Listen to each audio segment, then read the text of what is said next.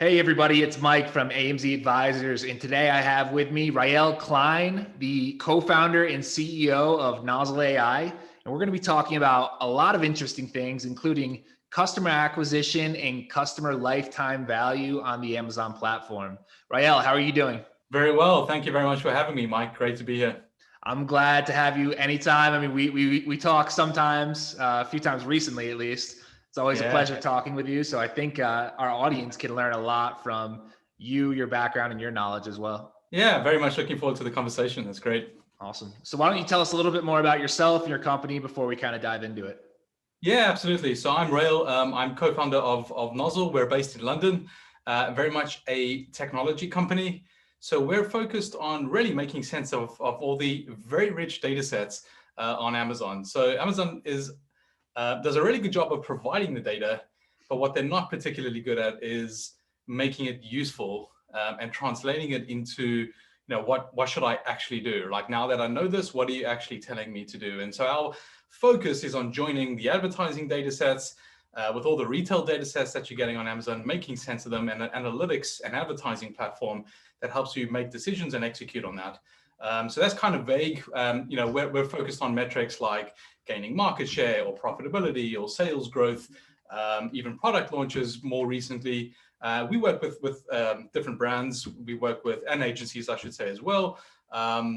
Probably less so if you're just right at the beginning of your Amazon journey, but if you're a little more established and you've got sort of 6-12 months data behind yourself, and we can really crunch through that, then that's kind of our sweet spot, and just helping our brands grow. Yeah, I completely agree with a lot of the points you made there. I mean, Amazon has so much data, but I know from my own experience in trying to combine data sets and get the best information for my clients, it's difficult to manage sometimes. So it's definitely valuable to see it broken down in different ways. Yeah, Amazon also tends to be a pretty siloed organization. So you'll find people within the organization who know quite a lot about one very narrow thing, which is great, Yep. but then you kind of, well, how does that translate to this other sort of data set that has the same name as what you're calling it? And you kind of hit a brick wall with all that. So we spent a lot of time trying to figure that stuff out, how to actually join these data sets to make sense. Not an easy job, but doable. I can imagine. I can definitely imagine. And I think one of the interesting things that comes out of that, and a lot of what we're going to be focusing on today, is the concept of customer lifetime value. Yeah. And I think from my perspective and a lot of sellers' perspectives is that, you have someone purchasing your product from Amazon. They're really not telling you who the customer is, but you kind of have a way to actually extract what a, repeat customer looks like, what their lifetime value is over time.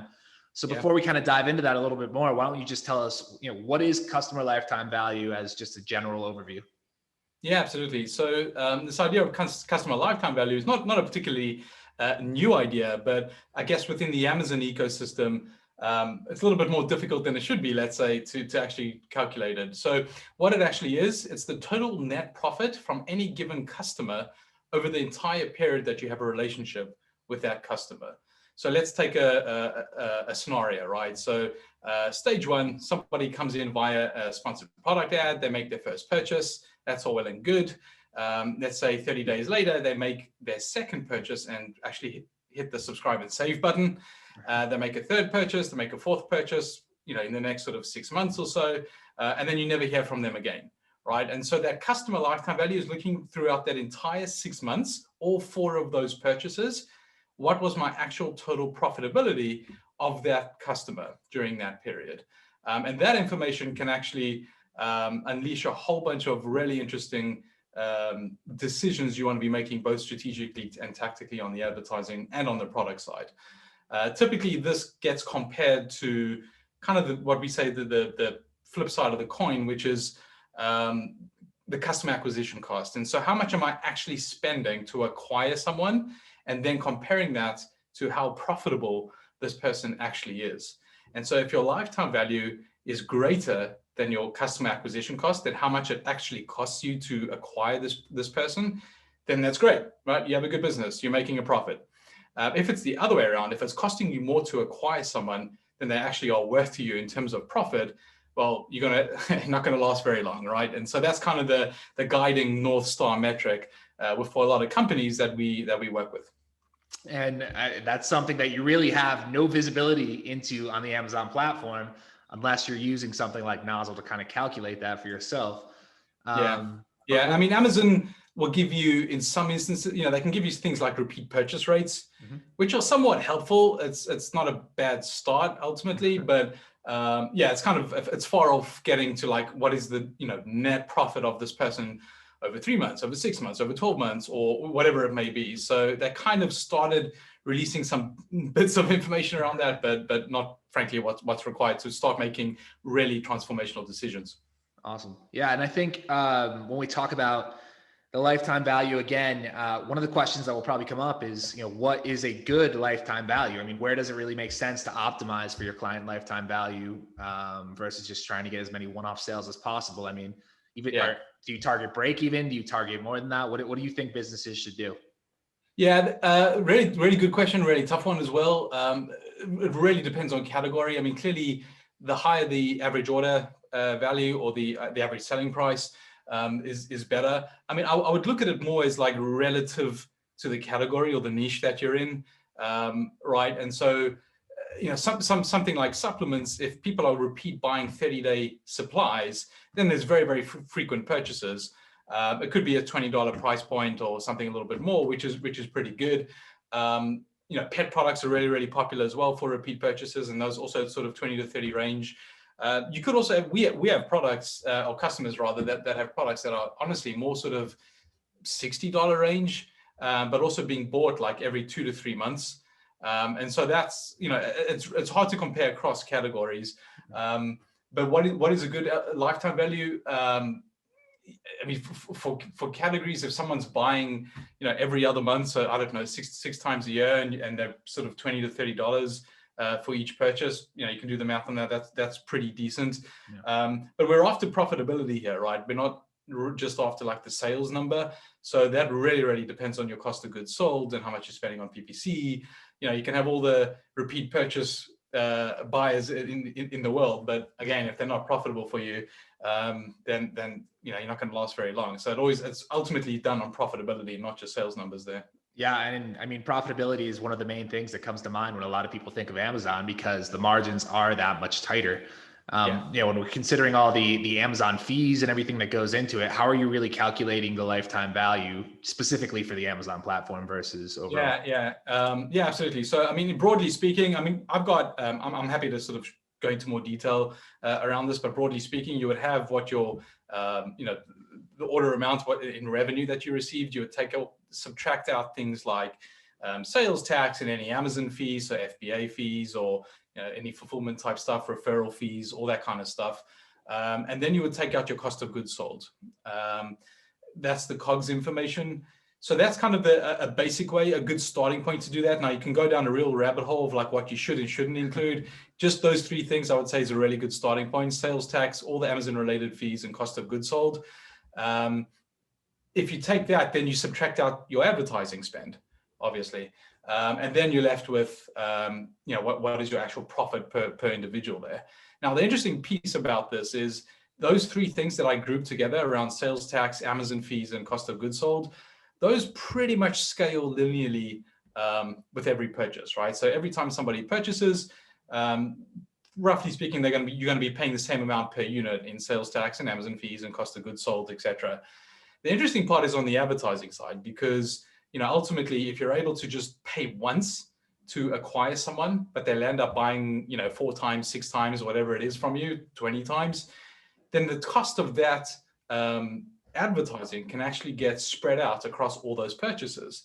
And that fundamentally changes the economics of what you can actually afford to spend to acquire a new customer. So the ad spend is a once-off cost to acquire someone, whereas all the other ones, sales tax, Amazon fees, cost of goods sold, those ones are going to sort of recur with every purchase as well, right? So focusing in on this advertising piece can make a lot of sense, and being a lot more smarter around how you want to allocate your budgets, what sort of campaigns you want to be running vis-a-vis your competitors. We've seen some tremendous results in gaining in market share, because if your competitors are not doing this sort of calculation and realizing, hey, I can actually afford to spend double or triple what I thought I could afford, to acquire a new customer, and your competitors are not doing that, that's game changing. And we've seen that in very, very competitive niches like supplements and prep products, and beauty for that matter. Yeah, those are extremely competitive products. And now that I understand this concept more, I think I'm seeing why the advertising in those categories is so expensive, because they're trying to lock in those repeating customers over time. Yeah. And I think that kind of brings me to the next question I have, is that how can we change our perspective on ACoS and ROAS and factor in customer lifetime value into the way that we look at advertising? Yeah, absolutely. I mean, this is easier with kind of a numerical example, which is kind of difficult to describe over a sort of a podcast. But ACoS ultimately is only focused on profitability of the first sale, right? And if there's a decent chunk of your customers that are making more than one purchase, then ACoS really is just a very, very misleading metric, pretty harmful, frankly, in many cases as well. And so if you take a scenario where I spend $10. I make $20 on the sale, and ACoS would show up as 50%, which is not particularly great if it's quite a mature product. Now, if you assume the customer makes 3 more purchases of the same $20, right? So you've got 4 purchases of $20, that's $80, right? As opposed to the initial $20, and you do the ACoS calculation on that, it's 12.5%, not 50%, right? And that is just such a huge difference in how you think about which agents to push on promotions and lightning deals, which ones to invest a lot of the ad spend in, all that sort of stuff. So there's a huge difference between 50% and 12.5%, because they're going to be making on average 4 purchases within the year, kind of thing. And if you work out the economics on that, and competitors are not doing that, you can easily. I mean, we've seen people run on an ACoS of easily over 100%, like 150, 200%, because they just know that comes all the way down. The true ACoS is actually profitable in sort of, the 15% range once you account for all those repeat purchases further down the line. Yeah, exactly. I think that's a very interesting perspective to look at it from, because that's what we tell our clients, is that you may need to run at a higher ACoS to maximize your visibility on the platform, but the goal is obviously to get that repeat customer, although it's harder for us to measure without software like Nozzle. But yeah, you can have a sense of that on Subscribe and Save. So like not all repeat customers are on Subscribe and Save, but it can give you a decent proxy. And as I said, you'll get information around a basic repeat purchase rate. And so you'll kind of understand if it's got potential to kind of delve a little bit deeper into this and actually find out sort of the true repeat customer lifetime value. But you can get decent proxies just from understanding the repeat purchase rate and Subscribe and Save numbers. Okay. The other really interesting metric to me here on the advertising side is obviously new to brand. And I mean, it's really only available in sponsored brands, I believe, right now. But if you're seeing that you're acquiring more customers through new to brand, then the goal is to push this along further and get more repeat customers, drive more revenue over time. So how do you factor in your new to brand advertising or your sponsored brand spend into trying to maximize your customer lifetime value? Yeah, that's interesting. I mean, that requires probably a bit of a further analysis, because we're actually analyzing not just, let's say, repeat purchases of the same ASIN or the same product. It could well be the case that people start off buying, ASIN A, but then 30% of the time buying ASIN B. Yep. Right? And actually, if ASIN A is a very low margin product, but ASIN B is a high margin product, then that's super interesting as well, right? That can change your break-even calculation as well. And so if you start looking at things like that, actually focusing your new to brand spend on like gateway, so to speak, ASINs, because you understand the journey around. This is what people start off. They start off with a multivitamin, and then they sort of branch off into vitamin C, D, and whatever else they're doing. Like, what is that gateway product? That's where I would also think about where to focus my new to brand budgets. We're measuring new to brand like across everything, so not just sort of the ad side, but the organic as well. But yeah, I mean, what you can control more is on the advertising side of things. So for me, I would also look at that, as I say, just focus on that purchase journey, understand what those gateway products will be. And Amazon's DSP can be quite good for that as well, on focusing on new to brand. They actually report new to brand, and their definition of new to brand is pretty decent, meaning it goes back 12 months. If someone buys twice in the same 12 months, they're not going to be new to brand, which actually, getting a little bit into the weeds here, on Amazon's on the sponsored brand side of things, it's a bit of a murky definition. I think they recently changed it, but it was sort of on a quarterly basis. So if I bought on month 1 and month 5, I'm going to show up twice as new to brand, and it's very misleading. Your new to brand number is always going to be very, very high. Yeah.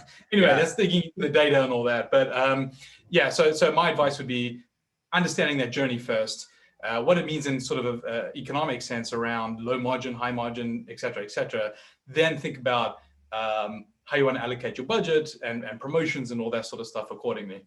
Yep, that makes a ton of sense. I mean, that's another recommendation that we make to our clients that have, anything that's consumable, really, like a tea or whatever it may be. Create a sampler pack, create a small pack, a low margin product that you can get the customer in the door, and then try to resell them.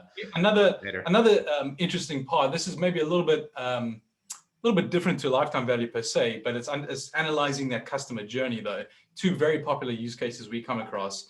The first one is called sort of a level up use case. So if someone is buying a 30-day supply of pet nutrition product, but you also sell 60-day supply, how many of those actually level up? How many of those who start off buying 30 then go and buy 60? Yeah. And yes, it might be a cannibalization of the 30-day products, but it's a good cannibalization. Ultimately, they're upgrading, right? Yeah. And so like actually analyzing your business from that point of view is what's their conversion rate from 30 to 60-day, and when to start being able to push the 60-day to this person. Do they start doing that after 2 purchases? Do they only start doing that after 6 purchases? Or that kind of thing can be super useful as well. So yeah, that level up use case is good. We've seen another use case which is quite cool. If you're selling sort of teas and coffees or confectionery, sort of chocolates, etc., a gift pack or a sort of assortment pack is quite a nice sort of gift pack.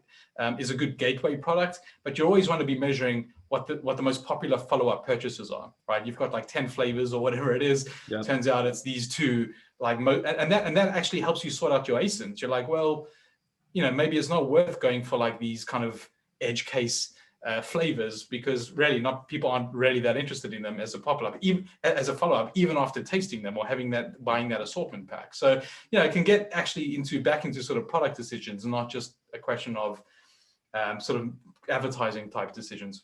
For sure. Yeah. There's a lot of different data and market data in there that can help you make decisions when you're ordering or placing your new order or figuring out what your core lines are. I think that's very valuable. Just to step back to something you said a little in the last question, DSP. DSP is obviously very powerful, and DSP can provide a lot of value when you're trying to approach your Amazon sales from the customer lifetime value view. So how have you seen people using DSP? How do you think it benefits sellers on Amazon? Because many aren't using it yet to actually increase their customer lifetime value. The DSP is an interesting one. I think it has enormous potential. It's not quite there yet. If you benchmark it against sort of other DSPs in the market, I have no doubt it will get there.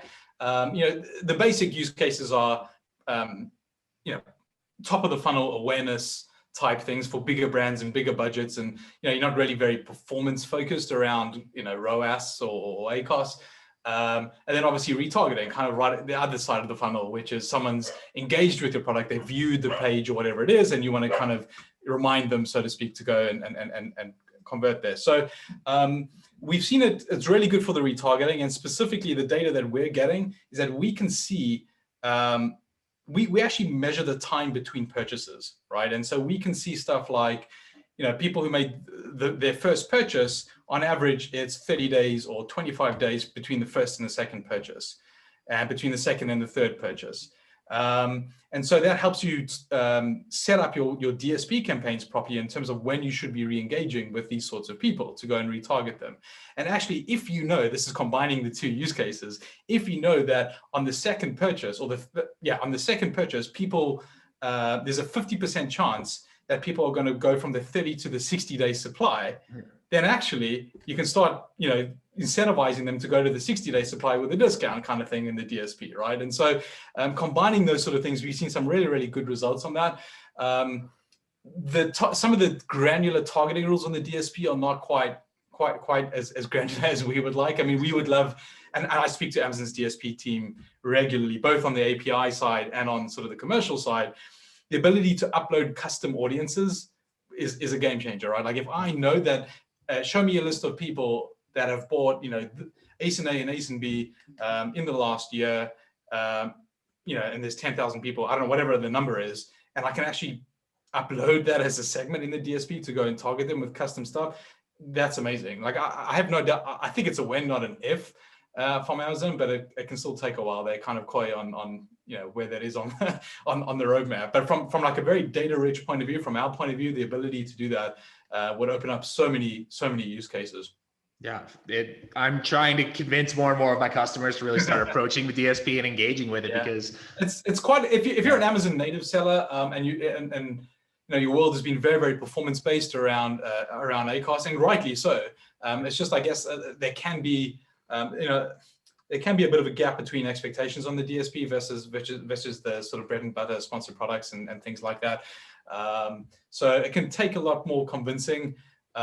It's also very unclear from Amazon the sort of true attribution between search and display. So, I mean, officially it's last touch attribution. So someone can click on your ad, not buy something, then click on your search ad, not buy something, then click on the DSP ad a few days later and convert. DSP gets 100% of the attribution, which, it's kind of an easy, and Google sort of does that, or a lot of other channels do that, but Amazon's actually quite uniquely positioned to do proper attribution across these two things, right? I mean, if any, and connected to a sale. I mean, that's the whole amazing thing about Amazon. So there's a lot of work to be done on the DSP, loads of potential, very excited about it. But for us, we'd like a little bit more in terms of the flexibility on the data side, and then we're all in with that.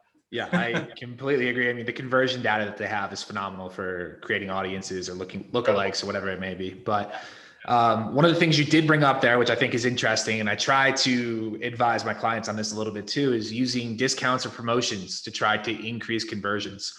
We typically don't recommend running promotions or coupons all the time, because obviously you're just, if everyone's coming to your page and they see it all the time as a discount, you're just giving away, whatever that percentage is. How do you recommend people use coupons or promotions or discounts to try to engage customers and convert maybe that first customer more frequently? Yeah. I mean, for us, again, it's just taking a step back and looking which of your SKUs have very high repeat purchase rates or high lifetime values for that matter. They're not exactly the same thing. And that's always a good point, right? Because if you're going to give a discount, you want someone to buy at least twice from you to do that, because it's very rare you're going to be profitable on that first sale. So starting off with that is probably a good way to do it. Another way to do it, as I mentioned before, is to see, what is that gateway product? Like people who buy product A, they end up buying loads of other products in the future from you. And so those are typically really good candidates, and you're not fixated on making a profit on that first sale. So I think that's very valuable. However, one thing we see quite often is when a product has a very high repeat purchase rate, honestly, we've seen only like a lot of cases where like 40 to 50% of the people who bought on those coupons are repeat customers already. Yeah. So we quantify that, right? Like, and actually your new to brand for this promotion was this amount, and turns out, you sold a whole bunch of stuff to people who are probably going to buy this anyway. Yeah. Yeah, exactly. Right? So you got to be really careful. You got to be really careful and focused on how you do that. And so that's something to watch out for big time. Interesting. Okay. I mean, that's the way I recommend it to my clients, not doing it all the time, because obviously I think in a way it cheapens your brand if everything always looks on discount, but at the same time, just giving. If you talk to people, like, how is it that you decided these are the products that should get a discount? And how did you decide that it was this much? Yeah. Right. And I mean, if you dig into that, it's often like pretty spurious reasons ultimately, right? Like you got to hit some arbitrary target, or there's something you need to use up, and so you got to do it, or it's just like weird incentives at play there. And so if you can kind of get away from that mentality and just start from the from the data point of view, that's a lot better. But as I say, the reasons you often get for these things, that don't quite. I mean, they could be logical. It's just a strange incentive or strange reason why they're doing it. Yeah, definitely, definitely. And I think this kind of brings me into the next question, because it really sums up everything that we're talking about here. And there's definitely, I think, some debate on this. How important is brand loyalty on the Amazon platform? Because in a lot of ways, I mean, people are just going there to buy the cheapest product. So really, a lot of times, maybe there isn't a customer lifetime other than that initial purchase. So in your opinion, how important is brand loyalty? I think, well, ultimately, I think it's super important, right? It's in Amazon, you're pretty limited on how to, obviously what you can say to customers and all that. So the loyalty tools, obviously compared to something like Shopify or Amazon type stuff, are just not even in the same ballpark. So yeah, loyalty is just in general super, super important. It's you focus on retaining customers rather than keep on acquiring new ones is a much better way to build a sustainable business that's growing really well. So Amazon's definitely limited in that way. However, they are investing in sort of more brand type tools. And so I think there will be a few things that are a few tools that have been released and will continue to be released to be able to differentiate your brand, right? So very, very basic A+ stuff, content, kind of, but not really. There's sort of split testing tools that they're starting to change up quite a bit now. Video stuff. They're releasing more tools for brand building. And if you take into account, the idea that